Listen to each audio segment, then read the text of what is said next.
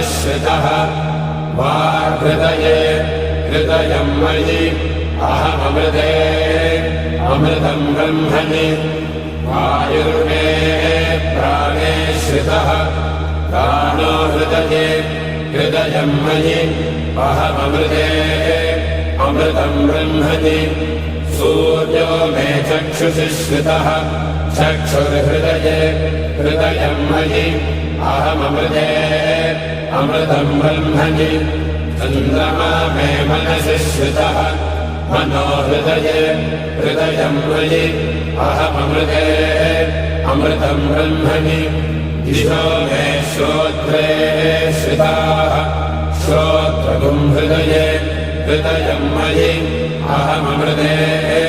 अमृतं ब्रह्मणि आपो मे रेतसि श्रिताः रेतो हृदये हृदयं मयि अहममृते अमृतं ब्रह्मणि पृथिवी मे शरीरे श्रिताः शरीरगुं हृदये हृदयं मयि अहममृते अमृतं ब्रह्मणि ओषधिवनस्पतयो मे लोमसु श्रिताः लोमानि हृदये हृदयं मयि अहममृते अमृतं ब्रह्मणि इन्द्रो मे बले श्रितः बर्हगुं हृदये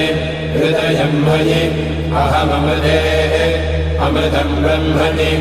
पर्जन्यो मे मूर्ध्नि श्रितः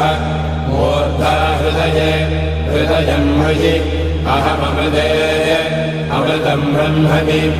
ईशानो मे मन्यो श्रितः मन्युर्हृदये हृदयं मयि अहममृते अमृतं ब्रह्मणि आत्मा आत्मनि श्रितः आत्मा हृदये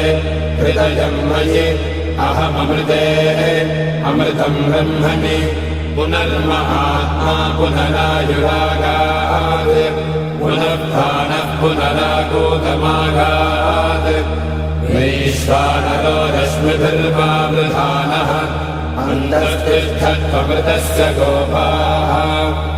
ॐ अस्य श्रीरुद्राध्याय प्रश्नमहामन्त्रस्य अघोरऋषिः अनुष्टुप्छन्दः सङ्घर्षणमोद्यस्वरूपो योऽसावादित्यः परमपुरुषः स एष रुद्रो देवता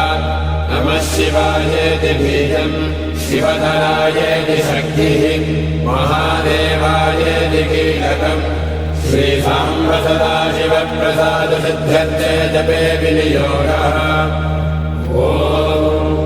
अग्निहोत्रात्मने अङ्गुष्ठाभ्यां नमः वर्षपूर्णमासात्मने दर्जनेभ्यां नमः चातुर्मास्यात्मने मध्यमाभ्यां नमः निरोधमशुबन्धात्मने अनामिकाभ्यां नमः ज्योतिष्ठोमात्मने कनिष्ठिकाभ्यां नमः सर्वकृत्वात्मने करतलकरपृष्ठाभ्यां नमः अग्निहोत्रात्मने हृदयाय नमः।